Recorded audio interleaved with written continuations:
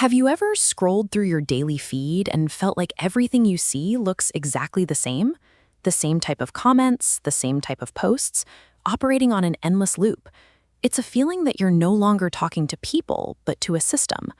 This suspicion that the web has lost its human pulse is the core of the dead internet theory, 16 as a turning point. As algorithms became aggressive, genuine human interaction was overtaken by a sudden spike in artificial activity. This shift suggests engagement metrics are manufactured, and millions of fake accounts are responsible for the activity we see. If the majority of what we see is generated by bots, it implies that the very concept of a trend or public opinion is something that can be simulated rather than grown. This isn't just about simple spam scripts from the early 2000s. Bot technology has evolved from easily identifiable repeating text into highly sophisticated systems that learn and adapt. Modern generative AI can now create text, images, and full-motion videos that are indistinguishable from human work. It can mimic the tone, the slang, and the visual style of real users in seconds. This capability makes it difficult to tell if your favorite influencer or a viral post was made by a person or synthesized by a machine. Some take this further, arguing that these tools are intentionally deployed by large tech companies or governments to steer human thinking. They view the automated web as a psychological instrument for controlling public perception.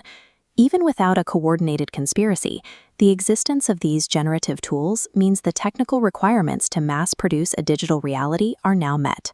There is a logical explanation for why the internet feels this way that doesn't require a shadow plot. It comes down to the sheer volume of content produced every single day.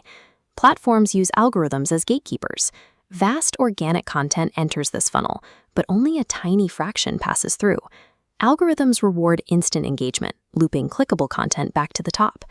AI exploits this, generating massive volume that floods the funnel, pushing organic human content out entirely. In this environment, the internet becomes an ecosystem where AI naturally outcompetes humans for algorithmic attention, creating a cycle that favors artificial engagement. So, is the dead internet theory a literal description of the web, or a dramatic way to describe modern technology? The reality is likely somewhere in the middle. The internet isn't completely devoid of humans, but the systemic presence of bots means it is no longer entirely real. We have entered a hybrid reality. The boundary between organic human expression and artificial generation has dissolved, making it nearly impossible to tell where one ends and the other begins. The next time you find yourself participating in a trend or arguing in a comment section, it's worth asking who you are actually talking to.